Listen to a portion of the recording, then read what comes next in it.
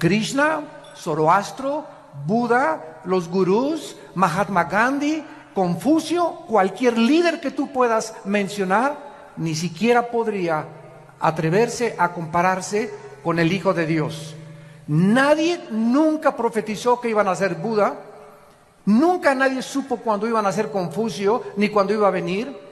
Ningún líder religioso ha prometido que regresaría al mundo a traer la justicia y la paz y la seguridad mundial, más que el Hijo de Dios. Y esta es la razón por la cual nosotros debemos enfocar nuestra atención. Si no eres cristiano, o eres ateo, o eres un libre pensador, agnóstico, escéptico, en la persona de Jesús, que fue precisamente lo que hizo en mi vida el impacto que transformó mi carácter. En el libro de Gálatas capítulo 4, versículo 4, la Biblia dice que cuando vino el cumplimiento del tiempo de Dios, Dios diseñó que llegara Cristo hace 2000 años. Dios envió a su Hijo, nacido de mujer y bajo la ley, para que nos redimiera a los que estábamos bajo la ley, a fin de que recibiéramos la adopción de ser hijos de Dios. La venida de Cristo fue en el cumplimiento del tiempo que Dios había escogido. Pero vamos a preguntarnos por qué escogió Dios que Cristo viniera hace 2000 años. ¿Por qué no hace 1300 años? ¿O por qué no hace más de 2500 o hace 3000 años? Y aquí es donde encontramos la sabiduría de Dios en la Biblia. En primer lugar, Dios escogió que viniera Cristo en su primera venida hace 2000 años porque el Imperio Romano comenzó a abrir por primera vez en la historia carreteras, caminos por todos lados en Europa. De ahí viene la famosa frase: todos los caminos llevan a Roma. El Imperio Romano abrió caminos, carreteras por donde marchaban sus ejércitos, y estos caminos pavimentaron el camino para que los discípulos de Cristo cumplieran la orden que Jesús les había dado. Vayan a todas las naciones y prediquen este evangelio y hagan discípulos de todos los seres humanos. Toda potestad me es dada en el cielo y en la tierra. No tengan miedo de los hombres. He aquí yo estoy con ustedes todos los días hasta el fin del mundo. Estos nuevos caminos proporcionaron a los discípulos de Cristo la ventaja de viajar por toda Europa, África, el Medio Oriente, y poder llevar estas buenas noticias al mundo entero. En segundo lugar, porque hace 2000 años existía la Pax Romana, que existió durante el tiempo de Cristo. Fue como un paréntesis de todas las guerras continuas que habían prevalecido anteriormente. Este factor también les benefició a los discípulos de Cristo para que fueran por todas las naciones sin ningún problema. En tercer lugar, el lenguaje y la cultura helénica. Cuando los ejércitos de Alejandro el Magno marcharon para conquistar el mundo, todos los filósofos griegos influenciaron de tal manera al mundo antiguo que el mundo antiguo adoptó y asimiló el lenguaje del griego, que se llamaba el griego koiné o la cultura helénica. Como consecuencia, cuando Cristo vino, el mundo entero hablaba el griego y dominaba el helenismo. Esta igualdad de lenguaje y filosofía, al igual que los caminos que abrió Roma, pudieron prevalecer para poder llevar el evangelio y que no tuvieran absolutamente ningún problema en poder difundir las noticias de la salvación en Cristo Jesús. Pero en cuarto lugar, lo más importante por lo cual Dios envió hace 2000 años a Cristo al mundo fue por el gran vacío que existía en la humanidad, que se vuelve a repetir exactamente 2000 años después, en la época, en el siglo XXI en que estamos viviendo. Las diversas y los cientos de religiones que había en tiempos de Cristo, con los miles de dioses de los griegos paganos, no pudieron nunca satisfacer ni a poder llenar el hambre de la humanidad de aquellos tiempos. Además, la inmoralidad, el paganismo, la idolatría, la depravación sexual, las filosofías griegas no pudieron satisfacer las necesidades más profundas del alma humana. En su primer carta a los Corintios, el apóstol Pablo lo escribe de esta manera en el versículo 1, versículos 18 en adelante. Y Cristo se dirige a los griegos, a los filósofos, aquellos que nadie ha podido comparar en 2000 años, los que se la pasaban interpretando el mundo mientras Jesús venía a cambiar el mundo. Y dice el apóstol Pablo, porque la palabra de la cruz es locura a los que se pierden.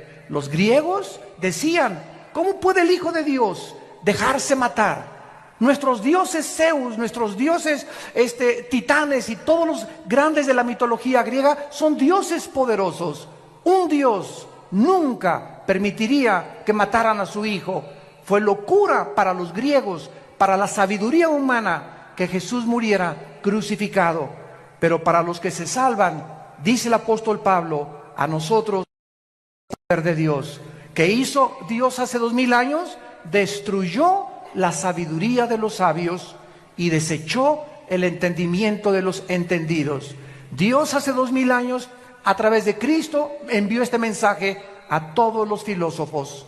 Ninguna alma humana tiene la capacidad intelectual para entender a Dios. Nadie podrá, a través de sus proposiciones filosóficas, a través de sus conjeturas, a través de sus hipótesis, a través de sus especulaciones racionales, poder comprender a Dios. ¿Por qué? Porque los pensamientos de Dios son mucho más grandes que los pensamientos humanos. Y los caminos de Dios, la forma como Dios actúa, es mucho, mucho, mucho más grande y diferente a como nosotros creemos que Él debería de caminar. Entonces, para que podamos alcanzar los pensamientos de Dios a través de nuestro intelecto, jamás lo hubiéramos podido lograr. ¿Qué hizo Dios? Envió del cielo a su Hijo a este mundo. Y Cristo nos trajo a este mundo los pensamientos de su Padre. Nos dijo cómo era Dios, nos dijo cómo hablaba Dios. Si tú quieres conocer a Dios, ve a Jesucristo. Si quieres saber cómo piensa Dios, estudia la vida de Cristo, porque Él es la imagen del Dios invisible, el primogénito de los muertos, el creador del universo. Dios pues nos habló a través de Cristo, y el apóstol Pablo entonces reta a los filósofos y les dice, ¿dónde están los sabios? ¿Dónde están los que todo lo alegan en la televisión y en el radio y en las películas? ¿No ha enloquecido Dios la sabiduría del mundo? La Biblia está diciéndote, tráeme a tu gallo Giro. ¿Quién es para ti el más sabio, la persona más inteligente, el filósofo más grande, tu héroe? Tráemelo, dice Dios, y ponlo aquí, y ponemos a Jesús a un lado. ¿En quién vas a pensar? ¿En Platón? ¿Sócrates? ¿Alejandro el Magno? ¿Oscar Wilde? ¿Zoroastro? ¿Buda? ¿Mahatma Gandhi? Piensa. Dios nos está retando, tráeme a tu gallito Giro. Piensen ustedes en el personaje que más ha impactado tu vida y comparémoslo con Jesucristo. Tráeme el libro que tú quieras de literatura, de genética, de historia, de geografía, de antropología, de aritmética, de física, de genética. Pónmelos aquí y ponemos la Biblia a un lado. No hay ninguna obra ni volumen en la literatura que se pueda comparar con la Biblia. Este es el mensaje que me ha gustado llevar a las universidades. Y retando a los universitarios les he dicho lo mismo. Tráiganme ustedes y vamos a discutir y vamos a argumentar contra Marx, contra Freud, contra Carlos Darwin, contra Friedrich Nietzsche, contra Carlos Sagan, contra el que tú quieras. Cristo destruye la sabiduría y la filosofía humana. ¿Por qué? Porque son hombres. Hombres como tú y como yo, frágiles, con pies de barro, que no tenemos la capacidad más que limitada para poder llegar a un cierto punto de comprensión. Y el mundo se ha pasado tratando de entender el mal, la existencia de la maldad, que es el problema número uno de la filosofía y de los teólogos en la humanidad. La humanidad vivía en las peores condiciones en aquel tiempo, y entonces la Biblia dice, ya que en la sabiduría de Dios. El mundo no conoció a Dios mediante la sabiduría, ni de Platón, ni de los griegos, ni de Sócrates, ni de Carlos Marx, ni de ningún hombre puede darnos el conocimiento de Dios. Agradó a Dios salvar a los creyentes por la locura de la predicación. Dios escoge un mensaje que es locura al intelecto humano. Y el mensaje es este: cree en Jesucristo, lo que Él hizo en la cruz del Calvario, invítalo a tu vida como tu Salvador, y Dios te perdona tus pecados, pasados, presentes y futuros. Recibes la eternidad en ese momento, y en ese momento el intelecto humano comienza a luchar. No puede ser tan fácil. Yo tengo que irme de rodillas a la villa, tengo que hacer algunas obras, tengo que hacer esto y el otro, tengo que hacer 5 asilos, tengo que construir 10 orfanatorios, tengo que hacer algo para poder entrar al cielo. Dios dice, mis pensamientos no son tus pensamientos, sométete a mis términos, la salvación es por gracia, no es por obras. Y este mensaje contradice todas las religiones, porque todas las religiones sin excepción enseñan que debemos hacer algo. Claro que después de recibir a Cristo tenemos que manifestar de que somos cristianos con las buenas obras, pero nuestras buenas obras no son el medio para salvarnos, son solamente un punto intermedio entre la salvación y lo que Dios dijo en su palabra. O sea, no es las obras lo que nos salva, sino el fruto de nuestra salvación. No nos portamos bien para irnos al cielo, nos portamos bien porque tenemos a Cristo y lo tenemos que demostrar por la forma en que vivimos. Fue entonces, en este tiempo, que el Dios Todopoderoso, el Creador del universo, envió a su Hijo al mundo, se vistió de carne, de hueso y de sangre, y nos trae este mensaje: de tal manera los ama mi Padre, de tal manera los ama Dios, que me ha enviado a mí al mundo a morir en una cruz por ustedes, para que cualquiera de ustedes que me escuche en este momento no se pierda, mas tenga la vida eterna. Mas Dios mi Padre muestra su amor a ustedes en que, siendo pecadores, yo voy a morir en tu lugar y en mi lugar, en una cruz, para que toda la gloria de la salvación tuya y mi salvación no sea para ti, para que nadie llegue al cielo y le diga: Pedro, dame chance de entrar, por favor. Y Pedro te contesta: ¿y por qué te voy a dar chance de entrar? Es que hice 10 orfanatorios, 5 asilos, me fui a la villa de rodillas, fui una buena persona, fui fiel, etcétera, etcétera. Y te va a dar una patada, Pedro, y te va a aventar hacia abajo. Porque nadie va a entrar al cielo por sus buenas obras, sino por la sangre derramada en una cruz. Este es el medio que Dios escogió para que chocara con el intelecto humano. Porque nosotros, insisto, buscamos que necesitamos hacer algo para poder ser aceptados por Dios. Las buenas noticias es que Dios ya lo hizo todo en una cruz. Y solo a ti y a mí nos corresponde creer y aceptar lo que Dios hizo en nuestro lugar en la cruz de Cristo. Mientras la humanidad se sigue sumergiendo más y más en la inmoralidad, donde se siguen aprobando los matrimonios gays, iglesias que están aceptando, ¿verdad?, homosexuales, en el paganismo, en la idolatría, en la corrupción, en la mentira, en el fraude, las tinieblas en el siglo XX se están haciendo cada vez más densas y más densas y más densas en el mundo, pero en la mayor parte de los cristianos existe la convicción, y lo sabemos por el espíritu que tenemos dentro, que está pronto el mundo a ser sacudido por los poderes sobrenaturales de Dios. Dios ha comenzado en primer lugar a permitir que los climas cambien. Ya no hay primavera, verano, otoño o invierno. Hemos acabado con el agua, hemos contaminado la comida, hemos contaminado el aire, la guerra política se intensifica, el Medio Oriente es una olla express que en cualquier momento cualquier loco aprieta un botón y explota el Medio Oriente, el petróleo se va a $200 por barril y comienza el caos, una inflación y una recesión donde la gente va a comenzar a desmayar, dice Lucas 21, por las cosas que están por suceder en el mundo entero. Y en medio de estas tinieblas y de esta confusión existe la voz de aquel que dijo: mi paz les dejo, mi paz les doy. No tengan miedo. Mientras el mundo esté confundido, ustedes saben que yo soy el buen pastor, que di mi vida por ustedes y que nunca, nunca, nunca nada les va a faltar. Para nosotros el morir es ganancia. Lo peor que nos pudiera suceder es morir en un terremoto, en un tsunami, una erupción volcánica, un avionazo. De algo tenemos que morir.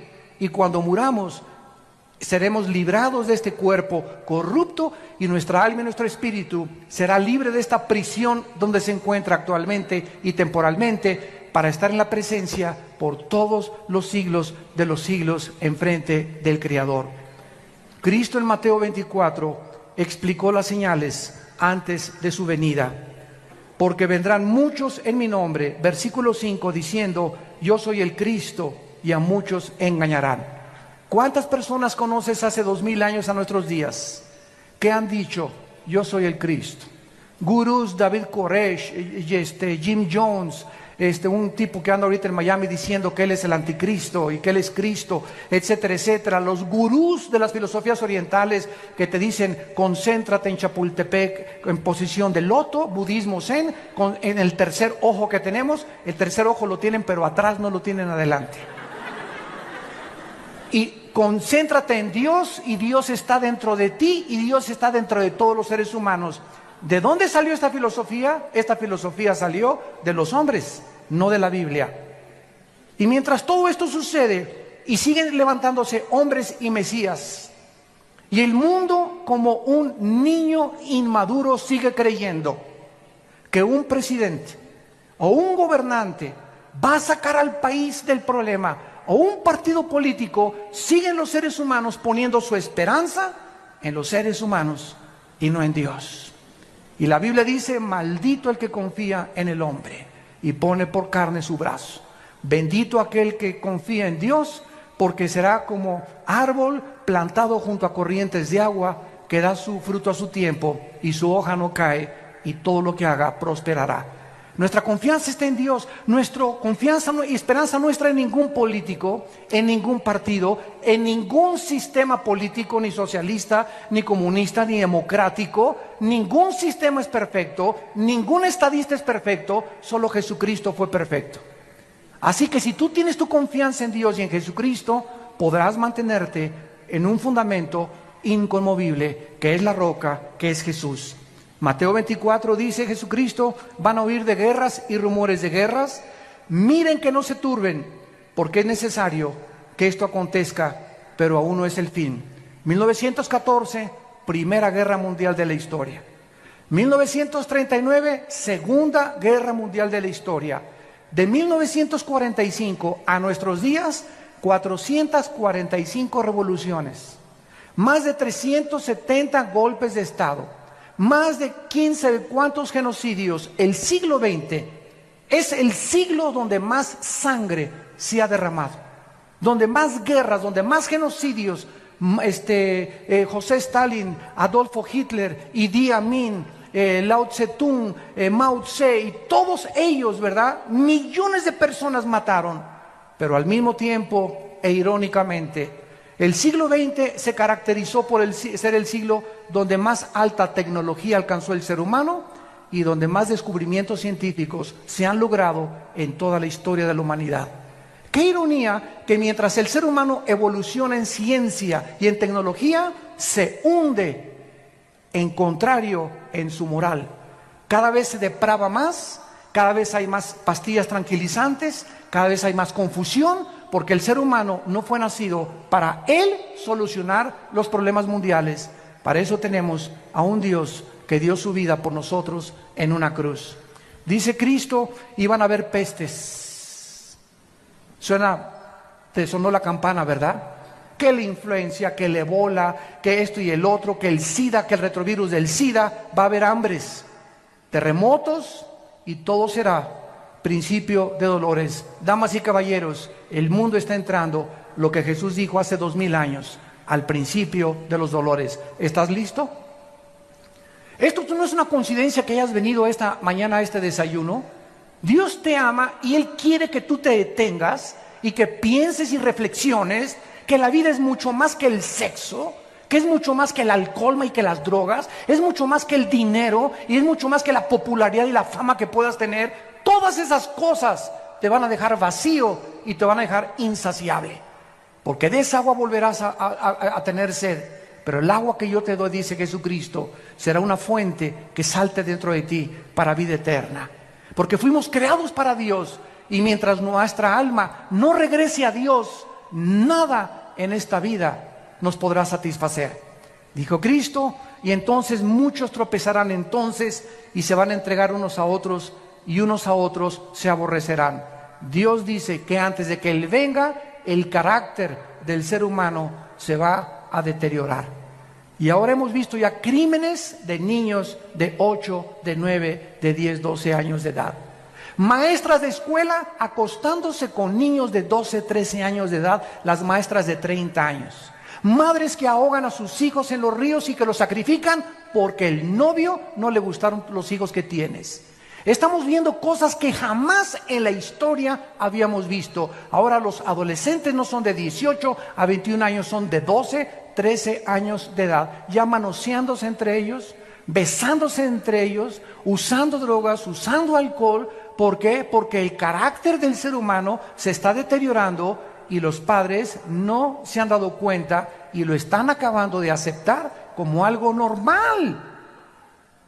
Y no es normal. Nosotros somos un pueblo santo, llamado por Dios. Somos linaje escogido para ir en contra de las diversiones, en contra de las costumbres, en contra de la cultura y la moral del mundo. Dios nos ha llamado a ser diferentes. Y en esta diferencia estriba precisamente si tú eres santo o perteneces solamente a una iglesia porque te bautizaron o porque tus padres te heredaron la religión. Esa es nuestra vida consagrada a Dios, donde podemos nosotros impactar al mundo con nuestra vida. Cada vez los padres se van contra los hijos ahora, los hijos contra los padres, divorcios por todos lados, la gente contra el partido político, entre los partidos políticos unos a otros matándose. Ya no les interesa México, no les interesa Argentina, les interesa su partido, no les interesa el bienestar de la nación, les interesa su imperio, les interesa lo que ellos anhelan, no les interesa tu bien ni mi bien, les interesa sus propios intereses personales. Este es el egoísmo del ser humano, donde ya se perdió la brújula por todos lados. Ya nadie sabe qué cosa es lo que están persiguiendo. Y dice Cristo, muchos profetas se van a levantar y engañar a muchos. Y por haberse multiplicado la maldad, el amor de muchos se enfriará. Pero el que persevere hasta el fin, este será salvado y será predicado este evangelio del reino a todas las naciones, y entonces vendrá el fin. No fue hasta 1975 que se puso en órbita el primer Sputnik en Rusia, hasta nuestros días, que ahora los medios de comunicación están llevando este mensaje al mundo entero. Ahorita me están viendo aquí más de 1,300 personas en este salón, pero en este momento estamos siendo observados también por más de 60 millones de seres humanos que están oyendo lo que tú estás oyendo. Increíble la tecnología del siglo XXI. La mayoría de la gente sabe que la humanidad se está desintegrando. Los cambios climáticos, los terremotos, la pérdida de ozono en el espacio, la contaminación del aire, el agua, la comida, las guerras del Medio Oriente son señales de que el mundo está a punto de explotar. Hace 2700 años, el profeta Isaías en el capítulo 24, versículo 3 en adelante, escuchen lo que escribió. Lo que voy a leer fue escrito, apúntalo, hace 2700 años. Y este rollo de Isaías que voy a leer se encontró en Qumran. Y estos papiros originales no los inventó Don Brown ni el Código Da Vinci, ni ángeles ni demonios, no es mitología, esto está en el Museo de Israel. Y ahí puedes ver tú estos papiros del rollo de Isaías, exactamente como lo tenemos nosotros en nuestra Biblia. Así que si alguno tiene una duda de la veracidad de los documentos históricos de la Biblia, ahí están los documentos originales que te dan testimonio de que esto es realmente palabra de Dios. Dice Isaías 24, versículo 3, la tierra será vaciada, completamente saqueada. Jehová ha pronunciado esta palabra, se destruyó, cayó la tierra, enfermó, cayó el mundo, enfermaron los altos pueblos de la tierra y la tierra se contaminó bajo sus moradores. ¿Por qué? Porque traspasaron las leyes, falsearon el derecho, quebrantaron el pacto sempiterno. Damas y caballeros, cuando tú no les pones a los niños una línea y les dices, esto pueden hacer en vacaciones, entrar a su cuarto a tal hora, levantar sus cosas, esto no pueden hacer. No puedes salir de tu cuarto después de las 9 de la noche, no puedes hacer estas cosas. Si no ponemos una línea de demarcación a nuestros jóvenes, a nuestros niños, y si el gobierno no tuviera parámetros como los altos y los semáforos que te dice la luz amarilla, párate, porque si te pasas no sos responsable de un accidente, entonces el mundo sería una anarquía total. Dios ha establecido líneas morales. La moralidad no la puede legislar un gobierno, porque hay gobiernos que permiten las drogas, que quieren legislar las drogas, hay otros que permiten la homosexualidad, así que el gobierno no puede tener la moral absoluta. Solo Dios, nuestro Creador, nos puede decir, estas son las líneas de demarcación. Y Dios en la Biblia ha establecido que el matrimonio sea entre un hombre y una mujer, no entre Pepe ni Pancho, ni entre Lupita ni Carmelita. Dios le trajo una mujer a Adán para que los dos pudieran interrelacionarse con órganos reproductores sexuales diferentes, para que pudiéramos ser colaboradores con Dios entre seres humanos. ¿Qué ha dicho el hombre? Dice la Biblia, traspasaron las leyes. A mí no me importa lo que dice, a mí me importa ser feliz y no me importa lo que la cultura ni lo que la moral diga. Y los gobiernos, como son democráticos, ante la presión de los homosexuales y de los grupos degenerados, el gobierno no tiene más que legislar y decir, para poder comprar votos, pues vamos a legislar la inmoralidad y la homosexualidad. Hemos llegado al punto donde hemos falseado el derecho, hemos quebrantado el pacto con Dios. Escúchenme muy bien, la humanidad nos estamos convirtiendo en animales. En animales. Donde te matan, donde te secuestran, donde creen que el otro día vi un anuncio que decía, no a la pena de muerte porque nos convierte en asesinos. El partido que escribió eso no tiene el mínimo conocimiento de lo que significa la retribución y no la venganza. Cuando un gobierno ejecuta la pena de muerte, no está asesinando, porque Dios le dio la prerrogativa al gobierno de ejercer la pena capital, porque de acuerdo a Dios, escúchenme, señores políticos, de acuerdo a Dios hay seres humanos que han perdido el derecho de seguir vivos, que se han convertido en animales y que son lobos rapaces buscando a tus hijos para secuestrarlos, destruir tu familia, destruir la sociedad, causar temor, y esas personas, de acuerdo a Dios, han perdido el derecho de vivir. Porque es preferible que uno muera y que no secuestren a 50 y que paguen por uno solo. Esta es la filosofía y el pensamiento de Dios, no es el de nosotros. Pero nosotros entramos en una misericordia falsa. Ay, no, pobrecito. Todos los que han agarrado han dicho, prefiero que me maten a estar 75 años en la cárcel.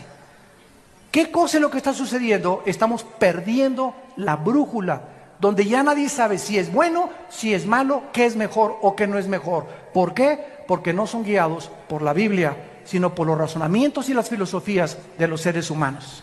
El ser humano, dice la Biblia, va a llegar al nivel de los animales.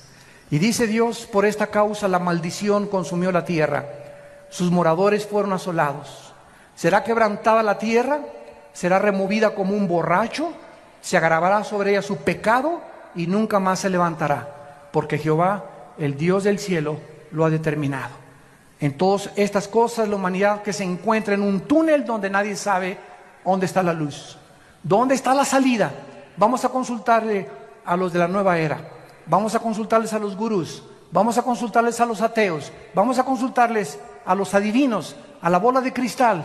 Y Jesús dijo: yo soy el camino, la verdad y la vida. Hay un solo camino, damas y caballeros, que es Jesucristo.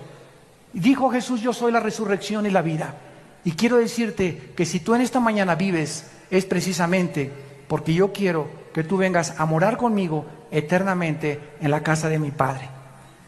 ¿Por qué Cristo va a regresar? Número uno, porque la creación lo espera impacientemente. La creación ha sido contaminada con huracanes, tornados, lluvias, tormentas, erupciones volcánicas. ¿Por qué? ¿Ha existido esto siempre en la humanidad? Así es, desde que el primer hombre pecó en el huerto del Edén. Dios puso un planeta perfecto como administrador a una primer pareja y el hombre se rebeló contra Dios. Y Dios ha dejado esta rebelión continuar hasta el tiempo en que Él va a venir a poder acabar con la maldad. Y durante toda esta época de la historia ha entrado el proceso que la física llama la entropía, donde todo se descompone, todo se echa a perder, nuestras células comienzan a desgastar, todo se oxida. Esta es la ley de la entropía o de la corrupción de acuerdo a la teología bíblica. Y Dios dice que cuando Él venga, restaurará totalmente la creación. Miren lo que dice en Isaías 11, versículo 6, que pasará con el mundo ecológicamente cuando Cristo regrese. Morará el lobo con el cordero, el leopardo con el cabrito se acostará, el becerro y el león, la bestia, andarán juntos, y un niño los pastoreará. La vaca y la osa pasarán, sus crías se echarán juntas, y el león como el buey comerá paja. ¿Qué dice la Biblia? Que los leones antes no eran feroces. Dios no creó a los leones feroces, Dios no le puso veneno a los alacranes, ni a la viuda negra, Dios no le puso la ferocidad a las bestias de la selva. Dios no es el autor de lo que tenemos a nuestro alrededor, somos nosotros. Cuando nosotros pecamos, inmediatamente se contaminó todo lo que estaba a nuestro alrededor. ¿Por qué? Porque el ser humano alejado de Dios no tenía el derecho de vivir en un mundo perfecto. El momento en que nosotros nos rebelamos contra Dios, me contamino a mí mismo, me comienzo a autodestruir, comienzo a destruir a mi esposa, comienzo a destruir a mis hijos, comienzo a lastimar a toda la gente a mi alrededor, porque el pecado es contagioso.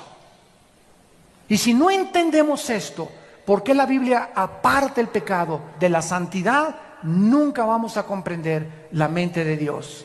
Cuando tú pecas, estás escogiendo sufrir.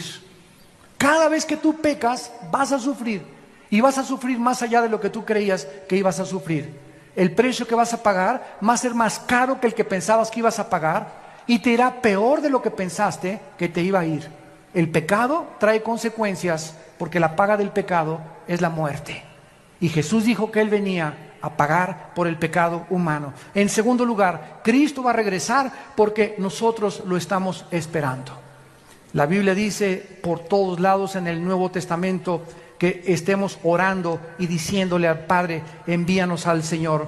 Dice Tito capítulo 2, versículo 11 en adelante: porque la gracia de Dios se ha manifestado para salvación a todos los hombres, enseñándonos que renunciando a la impiedad y a los deseos mundanos, vivamos en este mundo sobria, justa y piadosamente, aguardando la esperanza bienaventurada y la manifestación gloriosa de nuestro gran Dios y Salvador Jesucristo.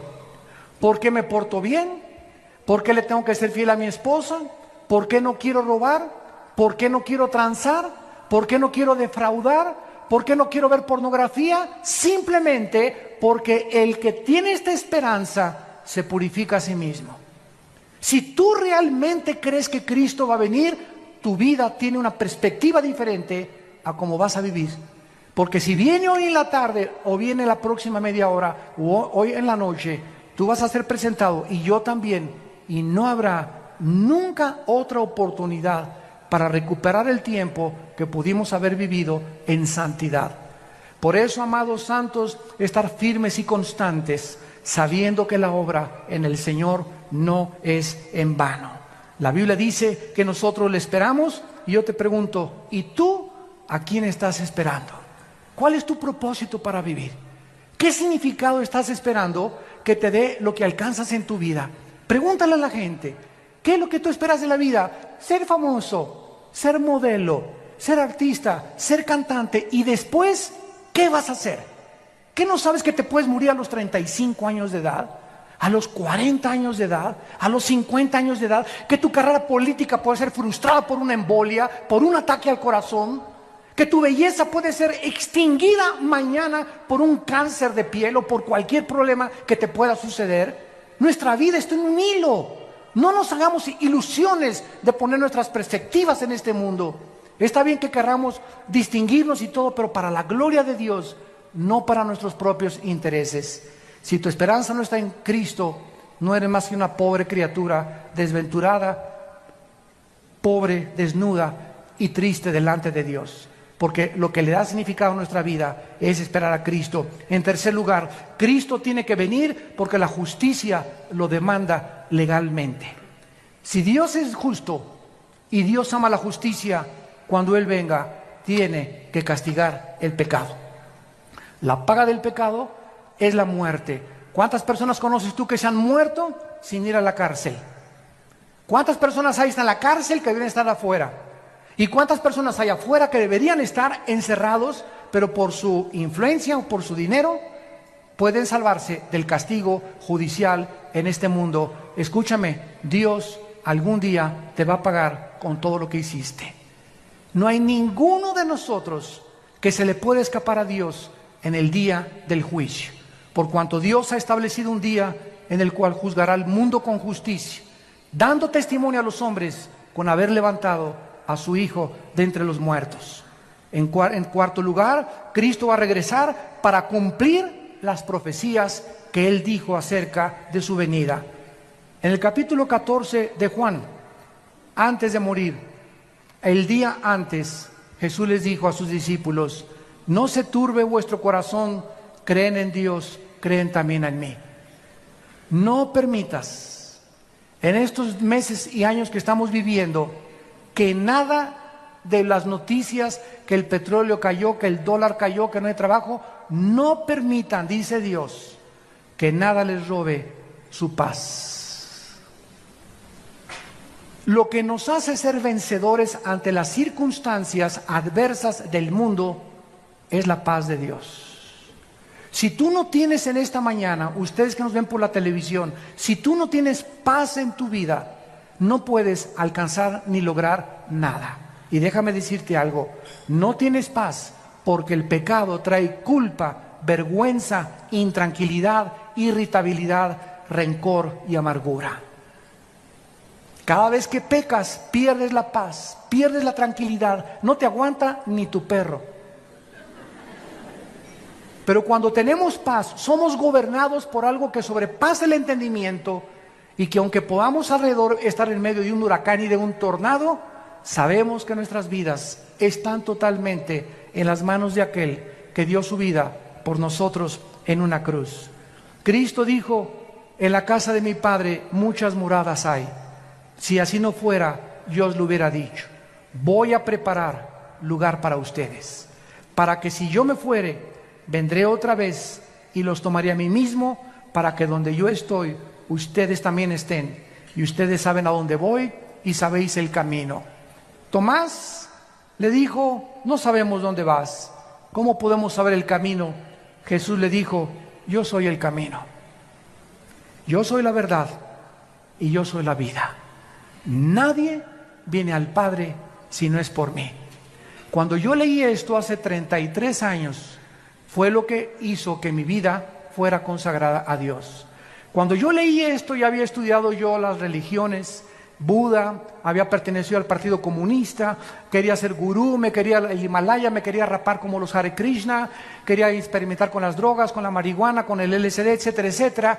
Y cuando yo me enfrento con estas palabras de este hombre, caí en ese momento, eran las 1:30 de la madrugada en mi casa, bañado en lágrimas. Por fin descubría a alguien que me decía, no puede que, quizá, chance y, a lo mejor, me encontraba con alguien que me decía, yo soy el camino. No hay ningún otro camino, Armando, me decía Jesús, más que yo. Cualquier otro camino en el que tú te encuentres es un camino que conduce a la muerte. Yo soy el camino por donde tú debes andar, agárrate de mi mano, dice Jesús, y vas a caminar conmigo, y vas a tener vida y vida en abundancia. Y además cuando mueras vas a seguir siendo pastoreado por toda la eternidad por mi Padre. Cristo viene para cumplir sus promesas que Él nos ha hecho. Y terminamos viendo los contrastes entre la primera y la segunda venida de Jesucristo. En la primera venida de Jesucristo, Él vino a quitarse el trono, la corona, los vestidos reales y bajó a un mundo de pordioseros. Bajó a un basurero que es el planeta Tierra. Y estando en la condición de hombre, no invitó a su nacimiento al Shah de Irán, ni a la Pompidou, ni a los Richelieu, no inventó a la clase media alta, ni a los políticos, ni a los encumbrados. Cuando Él nació, imagínate esto, el creador del universo nace en un pesebre. ¿Qué nos dice esto? Que Dios es un Dios humilde. Y que ese carácter de Dios lo debemos llevar nosotros en nuestra alma. Inmediatamente la humildad se refleja en los que siguen a Jesucristo de todo corazón. Y lo contrario es la pomposidad, la vanidad, la altanería, la soberbia, el orgullo que gobierna a los seres humanos. El desprecio por las clases marginadas, el creerse que por ser socialmente más educado o tener mejor coche o mejor color de piel o mejor esto, inmediatamente lo notamos en aquellas personas que no conocen al Hijo de Dios. Cuando Cristo venga, vendrá con toda su gloria, con toda su potestad, con todo su reino para gobernar para siempre. Dice Mateo 24:29, e inmediatamente después de la tribulación, el sol se oscurecerá, la luna no dará su resplandor, las estrellas caerán del cielo y las potencias de los cielos serán conmovidas, y entonces aparecerá la señal del Hijo del Hombre en el cielo, y entonces lamentarán todas las tribus de la tierra y verán al Hijo del Hombre viniendo sobre las nubes del cielo con gran poder y con gran gloria. Vino como un siervo, cuando Él venga, viene a reinar sobre nosotros. En segundo lugar, vino como un cordero en su primera venida, cuando estaban ante sus enemigos, no abrió su boca. Pilato le dijo, defiéndete, ¿qué no sabes que tengo poder para crucificarte o para soltarte? Cristo sabía que su vida no dependía de un gobernador. Y le contestó a Pilato y le dijo, ninguna autoridad tendrías si no te fuera dada del cielo. Él vino a entregarse como un cordero, pero cuando Él regrese, vendrá como el león de la tribu de Judá, a juzgar a los vivos y a los muertos. En su primera venida fue juzgado.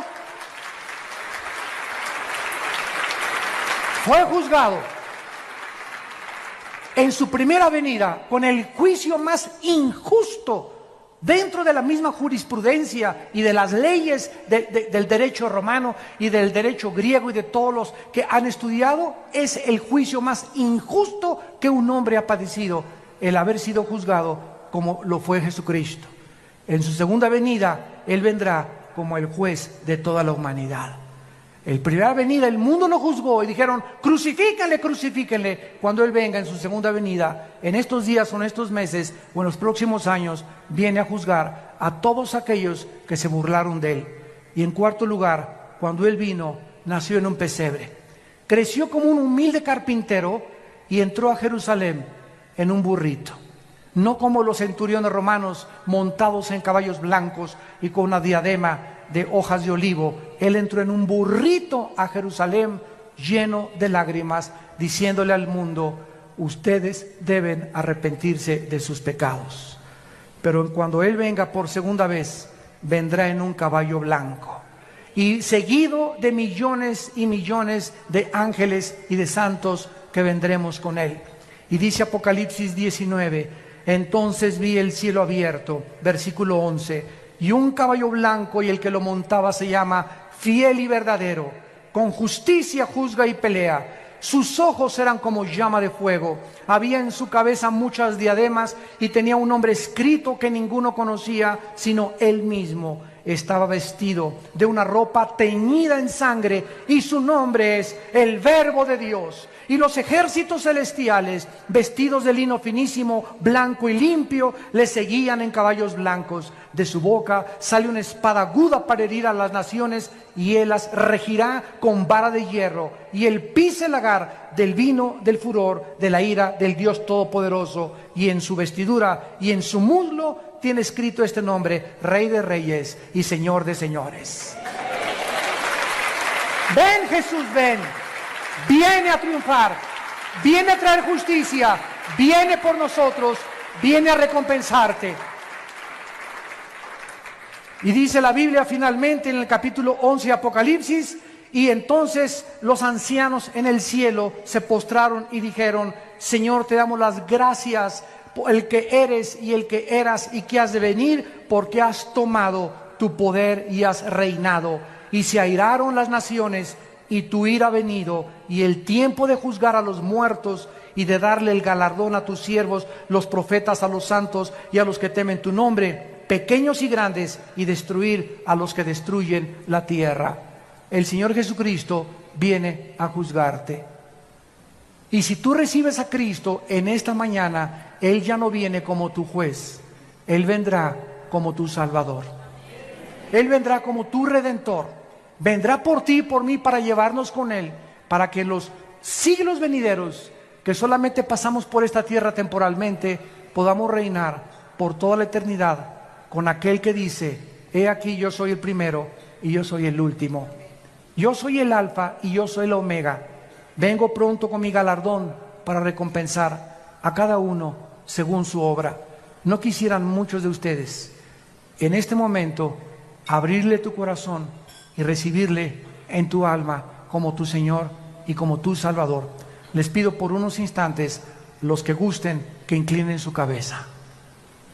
Y ahí desde tu lugar, con toda la sinceridad y la honestidad de tu vida, sabiendo que no eres Dios, que tienes un límite para vivir y que después de la muerte viene el juicio, en este momento que tienes la oportunidad, la lucidez mental, y que tu corazón ha sido preparado por el Espíritu Santo, no cierres tu corazón contra Él y dile en tu alma: Señor mío y Dios mío, te pido perdón por mis pecados. Creo que en la cruz pagaste por ellos con tu sangre preciosa. Creo que a los 3 días resucitaste de los muertos. Y por ello te pido, porque sé que estás vivo, que entres a mi vida en este instante como mi Señor y mi Salvador. Lávame con tu sangre preciosa de todas mis maldades pasadas. Dame el poder de aquí en adelante de vivir para ti, que pueda yo vivir para los demás, que pueda amar a la gente como tú la amaste, que pueda interesarme más la vida de los demás que mi propia vida, porque ahora sé que ahí se encuentra la verdadera felicidad, en vivir para los demás. Señor Jesús, gracias por morir por mí, y te pido que me des el poder de los pocos días o años que me quedan de vida, de vivirlos para ti, de anunciar este mensaje y darles estas noticias de que tú vienes pronto y que nos vienes a salvar, para que pueda yo verdaderamente saber que no he vivido en vano. Te lo pido en el nombre de Jesús. Amén. Gracias a Dios por su palabra. Gracias a Dios por este maravilloso libro. La única luz que tenemos. La única luz que tenemos.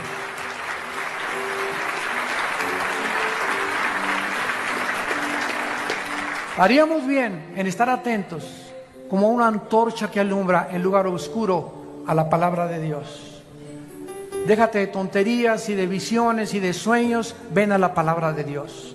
Ama la palabra de Dios, memorízala, reflexiónala, medítala cuando te levantes y antes de acostarte. Lee la Biblia todos los días y tu alma va a ser limpiada, purificada. Tus pensamientos van a ser renovados, transformados, revolucionados, porque comenzarás a pensar como piensa Dios. Comenzarás a entender cosas que no habías entendido, por cuanto ojos que no han visto ni lo que ha subido en el corazón son las que Dios tiene preparadas para los que le aman. En esta mañana, todos ustedes que invitaron a Cristo por primera vez, nos gustaría felicitarlos, decirles que nos sentimos muy orgullosos de ustedes y más Dios, porque hay una gran fiesta en el cielo por cada pecador que se arrepiente. Todos ustedes que hicieron esta oración invitando a Cristo por primera vez, les quiero pedir que se pongan de pie. Párense los que hicieron esta oración. Gracias, mira cuánta gente, gracias a Dios. Dios los bendiga. Gracias, ponte de pie. Ponte de pie, no tengas temor del hombre. Gracias a Dios por todas estas almas. Gracias, Señor. Gracias, Señor.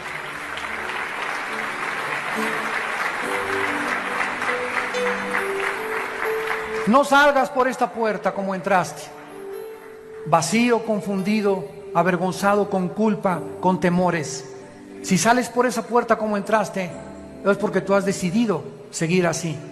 Pero nunca se te va a olvidar que hoy Dios te dio la oportunidad de entrar a tu vida, de cambiar y librarte de tus temores, de tus ansiedades, de tus depresiones, pero tú escogiste seguir viviendo. Y por eso andas deprimido y ya no puedo y esto y el otro. ¿Por qué? Porque somos humanos. Y esa fuerza sobrenatural necesitamos al Espíritu Santo y nuestro contacto con Dios para llegar al final de nuestra meta. Como dice Hebreos 6, 11 y 12, para plena certeza de la esperanza, a fin de que no nos hagamos perezosos. Es un peligro que nos acecha la flojera en nuestra vida. Y ya no leo la Biblia, ya no voy a las reuniones de oración, ya a la iglesia llego tarde, ya comienza mi vida a menguar, mi trabajo, etcétera, etcétera. Dios, tú tienes el segundo lugar, el tercer lugar de mi vida. Ahora mi primer lugar es mi trabajo, mi primer lugar equivocándome y creyendo que si tengo un doble horario voy a prosperar, cuando mi prosperidad depende de mi relación con Dios. Es el engaño que continuamente nos acecha. No nos hagamos perezosos, sino imitadores de aquellos de que por la fe y la paciencia